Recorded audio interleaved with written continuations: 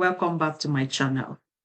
Thank you very much for your love and your support by liking, subscribing, commenting, and sharing the videos that have been uploaded on this site. Thank you. Today, we are exploring one of the most significant geopolitical shifts in West Africa. In recent days, we've all read the news, we've all seen what is happening in the Sahel region. And today, we deem it necessary to bring you details of what this alliance means and what its implications in West Africa. So, the presidents of Niger, Burkina Faso, and Guinea have formed a new alliance called the Sahel Confederation, leaving ECOWAS behind. ECOWAS is the regional body in West Africa. So, what does this mean for ECOWAS? Does the formation of this new alliance pose a threat to ECOWAS or to the region? This groundbreaking move by the Sahel states have great or significant implications, not just within the region, but also beyond. And today we are here to explore all of this. So let's dive into the reasons behind formation of this alliance. What caused them to form a new alliance within the same region when we have already an existing regional body? Let's look into their mandates. Let's look into their goals and what it means for ECOWAS as the regional body and the broader Sahel region.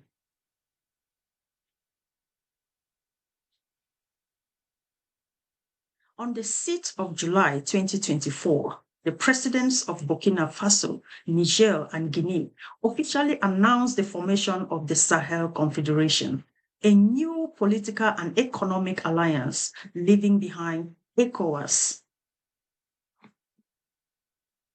This historical decision marks a significant shift in the geopolitical landscape of West Africa.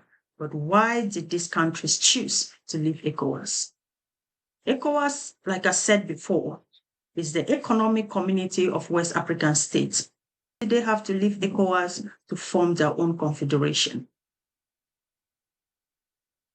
So, before we go deep into the reasons why these people or these countries choose to leave ECOWAS and form their own alliance, let us have a little bit of a background of what happened. So, we all remember that in January 2022, ECOWAS, the regional body, imposed sanctions on Burkina Faso because of the military coup d'etat that brought Ibrahim Traoré as president of Burkina Faso. These same sanctions were again lifted on February 17, 2022. It didn't just end there. Niger also suffered the same fate from ECOWAS. So on February 21st, Niger also went through a military coup d'etat and also was imposed sanction by ECOWAS. The sanctions were also lifted recently on July 13, 2024 by ECOWAS. Guinea also suffered the same fate from ECOWAS. ECOWAS also imposed sanctions on Guinea on September 5th, 2021, and these sanctions were also uplifted on October 21st, 2021. So before we go deeper into this, let us hear what Bola Tinubu, who is the president of Nigeria and also acting as the chairperson of ECOWAS, had to say. This is how they impose sanctions on these Sahel states. Let us watch and we'll get back to it. Permit me to say that the complexity of the issues at hand necessitate a comprehensive and collaborative approach. Accordingly, it is incumbent upon also to engage in constructive dialogue, exercise prudent judgment, and work collectively towards finding enduring solutions that will lead to a sustainable peace, security, as well as political stability in our region. The gravity of our responsibility as leaders in these challenging times cannot be overstated, and it is through our concerned effort and concerted efforts and a deep sense of history that we can address these challenges in the spirit of a shared vision, solidarity, and collective responsibilities. Excellencies, head of states and government, distinguished guests and ladies and gentlemen, I came before you today burdened by the weight of the challenges confronting us. I am equally buoyed by the spirit of a collective resolve that defines our ECOWAS community. This extraordinary summit was convened at a critical juncture that demands our focused attention on regional issues. In the course of this summit, therefore, we will receive a memorandum from the ECOWAS Commission President on the peace, security, and political situation in the region. Memorandum will give us an update on the current situation in the republics of Burkina Faso, Guinea, Mali, and Niger. On that note, our decision will be guided by our commitment to safeguarding the constitutional order, upholding the democratic principles, and promoting the social and economic well-being of the citizens of the aforementioned countries. Your Excellencies, let me underscore that these challenges, though daunting, present an opportunity for ECOWAS to reaffirm its commitment to the vision of our founding fathers and the principles underpinning our commitment to peace, security. Many are of the opinion that most of these sanctions came upon the states because of, first, the rise of Ibrahim Traore. Many youths in Africa feel or think that these sanctions were imposed, especially because of the way Ibrahim Traore addressed African leaders during the African-Russian summit in 2022. We all remember that during that summit, Ibrahim Traore brought out very succinct points that he felt the African nations have failed short to uphold. In this St. Petersburg conference, that is the African-Russian summit that took place in 2022, Ibrahim Traore made a very significant entrance. Also, his speech was circulated all over the social media, the young people in Africa celebrating him and others crying and saying, this is truly the kind of leaders Africa needs. They didn't bother whether he came to power through a coup d'etat. They were more concerned about his ideologies. They were more concerned about his vibrancy.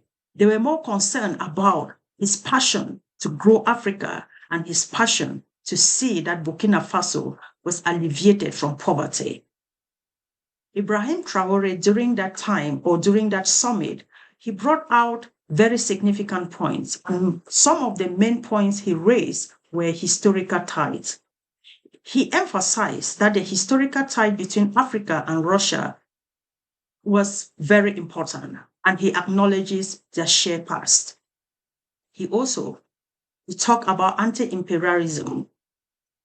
In an anti-imperialism stand, he employed slogans associated with the Cuban Revolution, advocating for sovereignty and independence for all African states, even though African states are independent, he said they were not truly independent, and there was need for Africa to rise against imperialism. He also mentioned unity and self-sufficiency.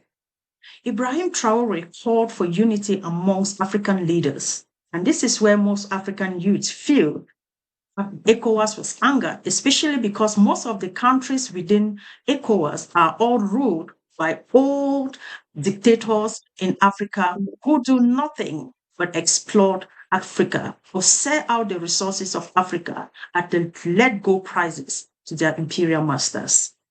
So Ibrahim Traore called on African leaders to work in unities and stress the importance of self-sufficiency in Africa in pursuit of prosperity, because he believed that Africa is rich enough. Africa has all the natural resources it needs to be self-sufficient.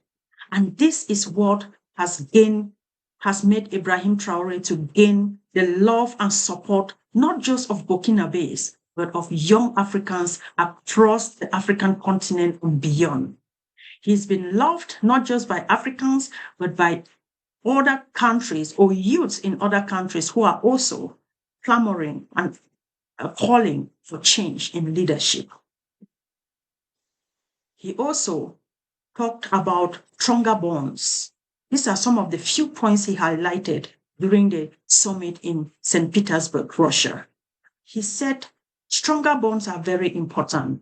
His visionary address aimed to pave the way for stronger bonds and self-determination between Africa and Russia.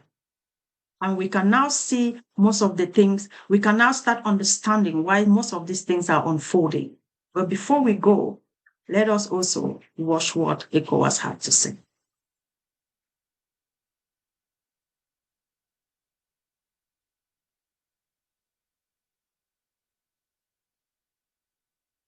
ECOWAS is also fighting some of the same armed groups.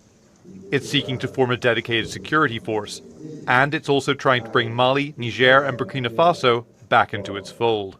It is believed that we cannot fight terrorism alone or while others are not participating. That is why the Commission proposed to the authority, through of course the Council of Ministers, that although countries might be under suspension, they should be allowed to take part in meetings relating to security as well as in sectoral meetings. We are youth, we are the African youth, and we have a right to express our opinions. So many African youths are of the opinion that the lifting of the sanctions from Burkina Faso, Niger, and Guinea is based on the video that we all saw circulating on the social media.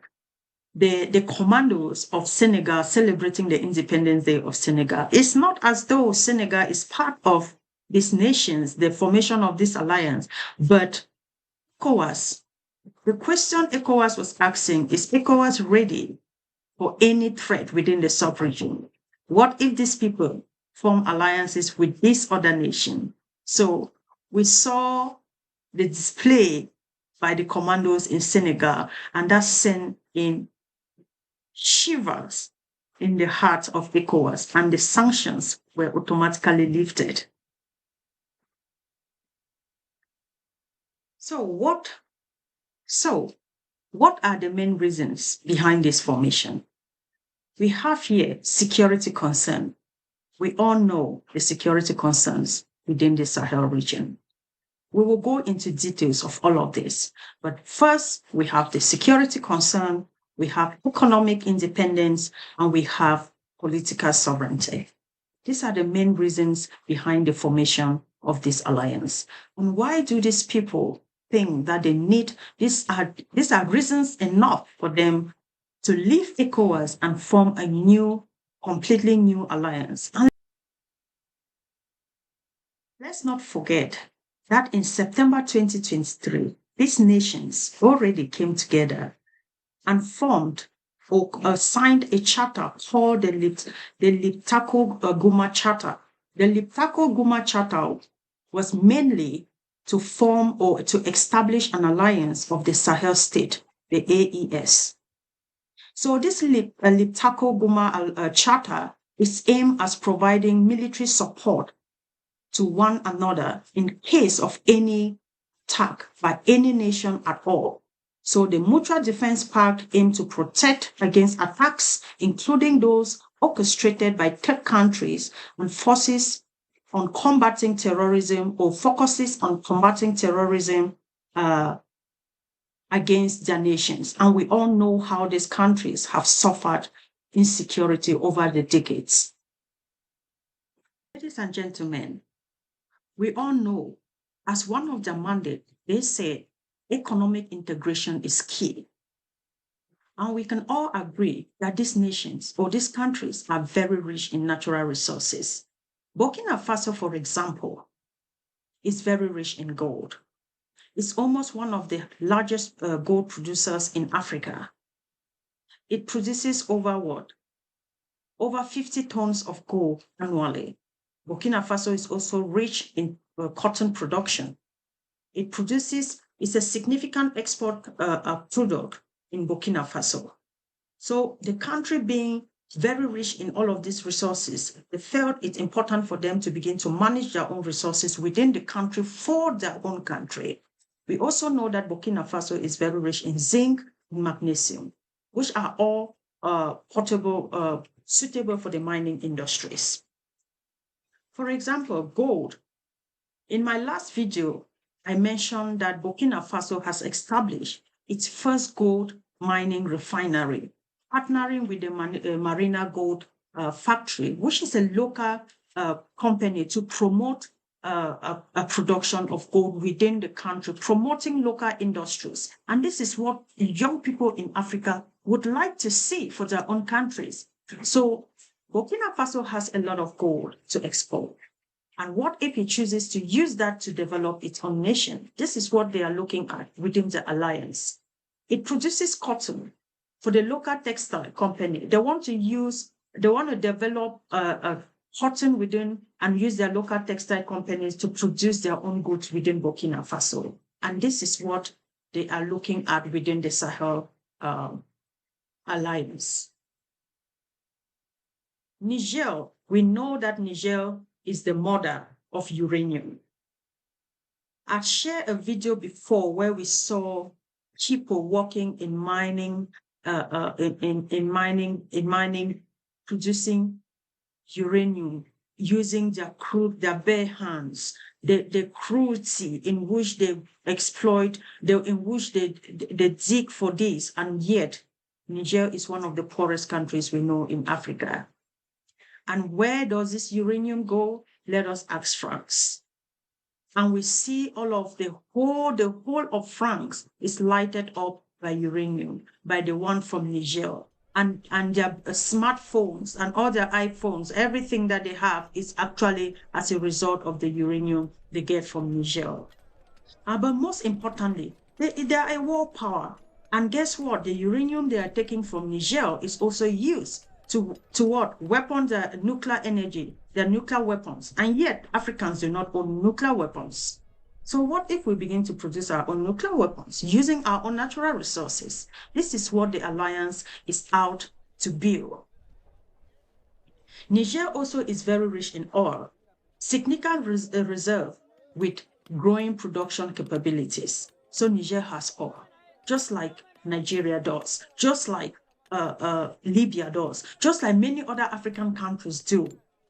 We have the natural resources within Africa that we can use to build Africa. These young leaders are seeing the vision for Africa, but of course, the old tyrants, they feel that this is not right, and they definitely will rise against it, but I'm sure African youths will also rise against them.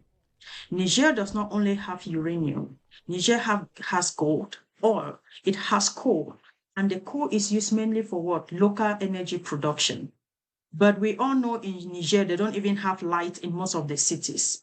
They don't have any of this. You see the street of Niger producing all of these natural resources, you will be pitiful. And this is why this alliance said we have had enough. We will go our separate way. But most importantly, we'll be coming to one of the strategic reasons for leaving ECOWAS. Niger does not only have gold or coal, it also has gold, just like Burkina Faso does. Niger is increasingly producing, has a gold production industry in recent years. And so with this investment, with all of these natural resources, if well utilized, then these countries will be a force to be reckoned with, not just only in Africa, but across the world. That is why there is so much presence of the West in Niger, Burkina Faso, and Guinea. But we'll look into that. So what is the strategy? They want to have this economic integration, enhance value addition in the energy sector, including local refinery and energy generation, meaning that they want to be able to boost local industries within their countries, develop it, improve it, and make it the standard of the West. We have enough intelligence. Africans have enough intelligence to be able to develop all of these things. If we all were to return back home with the skills that we have, with the knowledge and the intelligence that we have, Africa will be the Africa that we can all look up to and be proud of and call ourselves Africans. So these countries are of the view that if they come together and work as a team, they'll be able to develop not just their own countries, but the whole of the Sahel region and also the whole of Africa. So if they were to work, let's see what is up with Guinea. Guinea has bauxite. It holds the largest reserve in the world, producing over 80 million tons annually. And then they also have gold. Guinea also has gold. So a significant producer with extensive reserve. We see how the miners, they work in the most crude and dehumanized ways ever. And who own the gold? The people of the land. But do they have any gold? No. But those in France, those in America, those in Europe, they swim in the well of these natural resources, exploited from our own countries, from the African continent, and then cause us to go at loggerhead and fight each other while we are fighting one another. They take time to exploit our resources into their own home countries. While they go developing, we are busy shedding blood. Guinea also is a producer of iron ore. Guinea is a producer of iron ore, which means developing infrastructures to improve. Guinea can actually, with this iron ore, it can be used to develop infrastructures to improve mining and transportation to local and international markets. So what is the strategy here? The strategy is to invest domestically in their own infrastructure to enable better resources, extraction and processing. Because most at times, they extract the raw material and then go and do whatever they do with it. By the time it gets back to our hands, we pay exorbitant sums of money to purchase that which was taken from us. And this is what these guys say, no, we are not going down this path anymore. So regionally, what can this do to the region as a whole? They say, supplying raw and processed materials to the Sahel Confederation members who support mutual industry group. These guys, they have a vision, man. They have a vision. And so for internationally, they would actually have produced their own goods in their own countries and will dictate the price that will be sold or that will be exported to the international community. So internationally, they will be maintaining strategic partnerships with countries like China and Russia. I like the way they just want to get away with the West. China and Russia for investment and technological support. So what are the goals for this confederation? Economic independence. We've seen the mandates, we've seen the reasons, and now let us look at the goal. So this is what it would do if they were to implement all of this that have been highlighted. So it will bring about what? Economic independence. But before we get into economic independence, let us look at what the main reason one of the main reasons why these countries also left ECOWAS. So let's not forget that they have diverging interests with ECOWAS.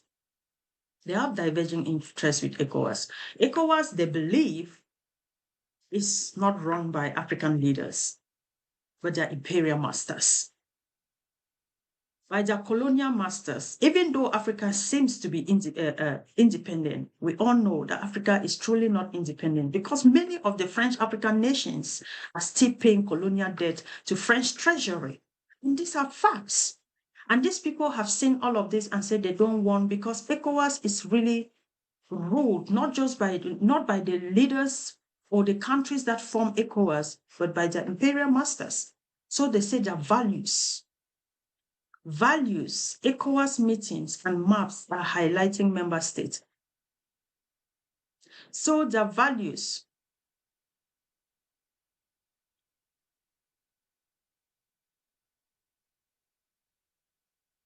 ECOWAS, that we all know as the economic community of West African states, has faced internal conflict due to divergent national interests and political disagreements. The inability to effectively address security issues, economic issues, has also led for dissatisfaction amongst member states. And part of these member states we are talking about are the states that have formed the Sahel Confederation: Niger, Guinea, Burkina Faso. So all of this, which is a main reason, remember these young leaders, they say they don't want to have anything to do with the West, with America, but most especially with France.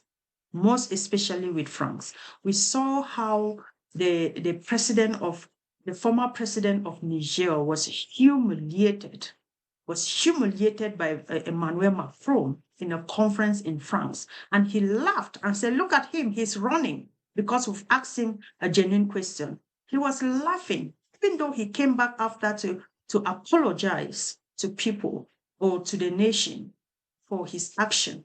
But that act was already done. It was humiliating. It was a national humiliation for the whole country. And so, ladies and gentlemen, these guys, they say they don't want to have anything to do with these people again. So these are the reasons, some of the reasons that they left ECOWAS. Not just because they came to power through coup d'etats, but because they believe that they have divergent interests with ECOWAS. ECOWAS is not strong enough to stand up and defend Africa. They feel that ECOWAS is not strong enough to defend the West African bloc. So they said, no, we are leaving. We are leaving.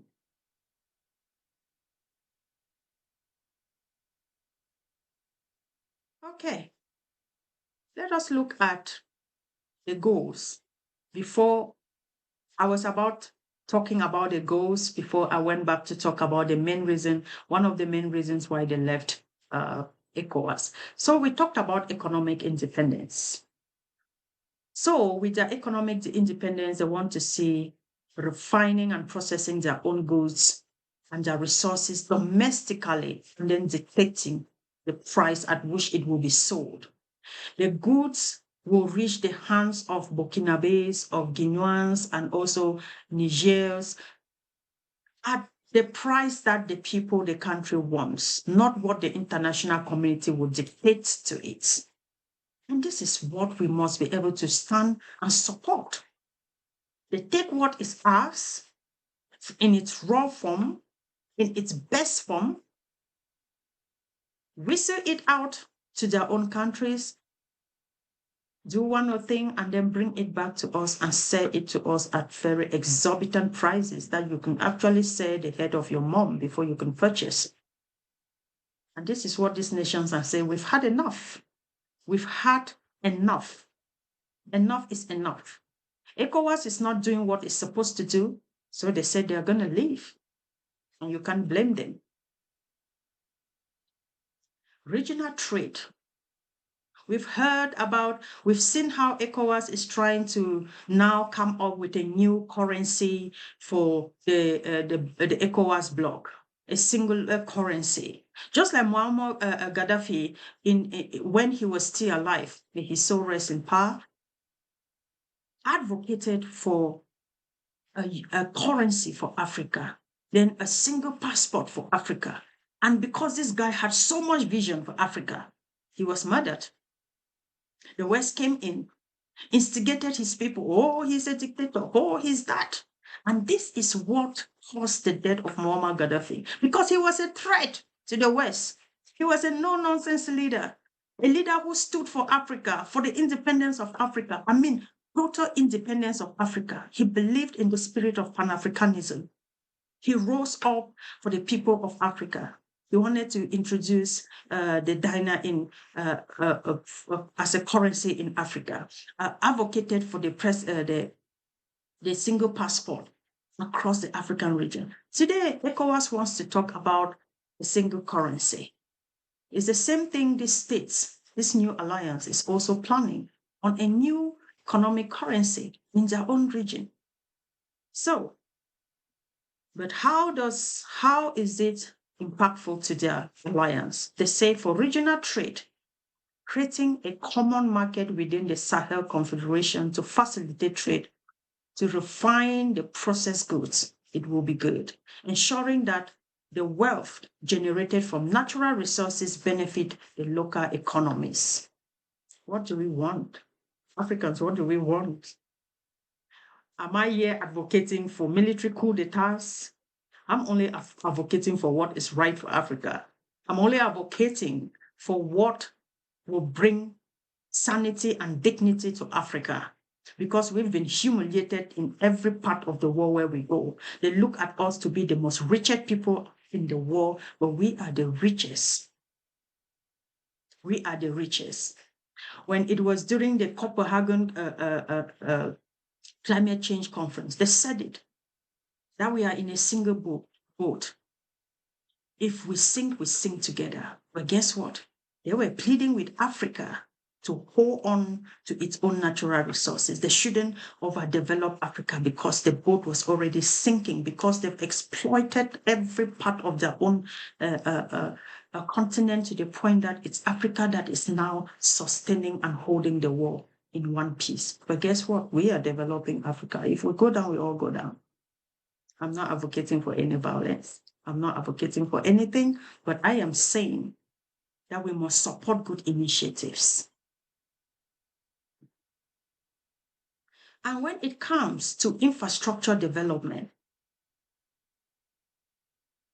they said using resources or revenues from resources to fund critical infrastructure projects that will enhance regional connectivity and economic integration. And we can see this in what Ibrahim Traore was doing when it comes to developing road. We saw what he did with the Ouagadougou airport, with highways, and trying to connect borders through re-innovating the existing road and building new roads. And this is what they're saying. They want to use the resources that they have to build infrastructures that will create connectivity within the region. And we must all agree that we need this. We need this. Security cooperation, addressing security issues collectively to ensure a stable environment conducive for economic development. This is what these are their goals. These are their goals, ladies and gentlemen. And when they talk of production and marketing, they said it's one of their goals, that the production they will produce collectively. Capitals of gold, uranium, bauxite, and all of these resources will be pooled and managed to ensure efficient utilization and distribution within their region.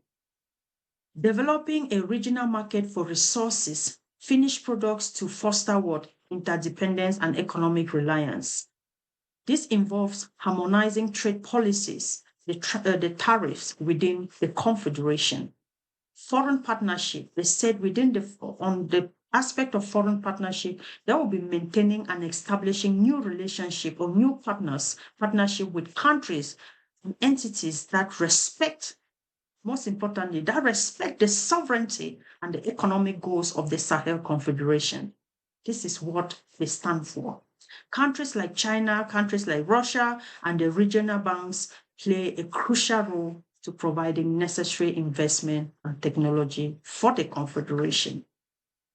Ladies and gentlemen, this is what the Sahel Confederation is all about. If you didn't know, you're welcome.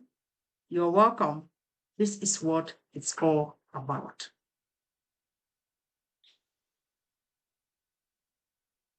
Ladies and gentlemen, thank you very much for your time and for your attention. It has been an honor, and I truly enjoy this segment because it speaks within my soul. And this is what we are also fighting for in Ambazonia, a free homeland where our people can use the natural resources to build a nation. Ambazonia, as Burkina Faso, like Niger and Guinea, are also very rich in all of these natural resources. Now, this is why we are fighting for the freedom, for the self-determination of Ambazonia, to be able to use our resources to develop our own nation and not to be beggars to people who don't even own the natural resources that they use to develop their own part of the country. So thank you so much. And we'll be doing more for Ambazonia on this particular topic. We'll be doing more about Ambazonia, the resources of Ambazonia, why we are fighting for the freedom of our people, why we are defending our mothers and our fathers. So thank you very much, and God bless you. And before you go, please kindly like, share, and subscribe. Give your comments and tell me what you would like us to talk more on, and we will pick up a topic and discuss on it. God bless you. Have a good day.